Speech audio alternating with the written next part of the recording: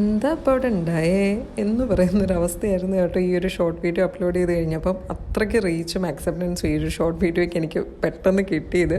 So ഈ video accept ചെയ്ത, ഇത് ലൈക്ക് ചെയ്ത, എൻ്റെ ചാനൽ സബ്സ്ക്രൈബ് ചെയ്ത എല്ലാവർക്കും ഒരുപാട് താങ്ക് യു. ഏറ്റവും കൂടുതൽ ആൾക്കാർ ചോദിച്ചതിൻ്റെ റെസിപ്പിയാണ്.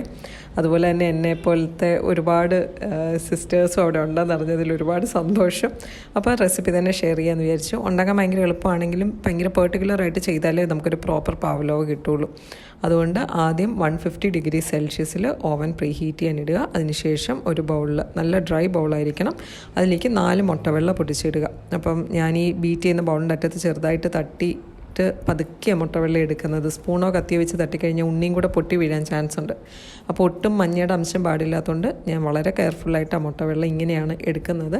അതിലേക്ക് ഒരു നുള്ളി ഉപ്പും കൂടെ ചേർത്ത് 1 മിനിറ്റ് ഒന്ന് ബീറ്റ് ചെയ്യുക. അപ്പോൾ ചെറിയ പതഞ്ഞ് വരും ആ മുട്ടവെള്ളം.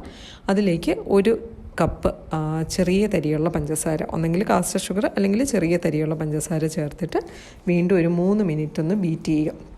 അത് നന്നായിട്ടൊരു 3 മിനിറ്റ് ബീറ്റ് ചെയ്തതിന് ശേഷം അതിലേക്ക് 1 ടീസ്പൂൺ വാനില എസൻസും 1/2 ടീസ്പൂൺ വിനാഗിരി അല്ലെങ്കിൽ നാരങ്ങാ നീരും കൂടെ ചേർത്തിട്ട് വീണ്ടും ഒരു 5 മുതൽ 8 മിനിറ്റ് വരെ നന്നായിട്ട് ഹൈ സ്പീഡിൽ ബീറ്റ് ചെയ്യണം. അപ്പം എന്താ പറയുക, നമുക്കൊരു സ്റ്റിഫ് പീക്സ് കിട്ടുന്ന വരെ വേണം നമ്മൾ ബീറ്റ് ചെയ്യാനായിട്ട്.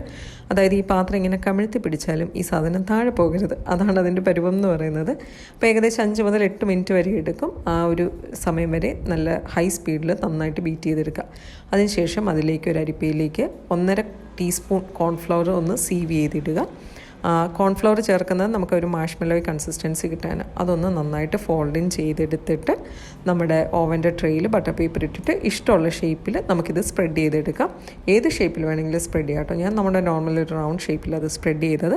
എന്നിട്ട് അത് ഓവനിലേക്ക് ട്രാൻസ്ഫർ ചെയ്യുക. എന്നിട്ട് നമ്മൾ ടെമ്പറേച്ചർ 150 എന്നുള്ളത് ഒരു 130 ആയിട്ടൊന്ന് കുറച്ചിട്ട് 1 മണിക്കൂർ ബേക്ക് ചെയ്യുക. അപ്പോൾ ഓവൻ്റെ അനുസരിച്ചിട്ട് 1 മണിക്കൂർ എന്നുള്ളത് 1.25-1.5 മണിക്കൂർ വരെ എടുക്കും.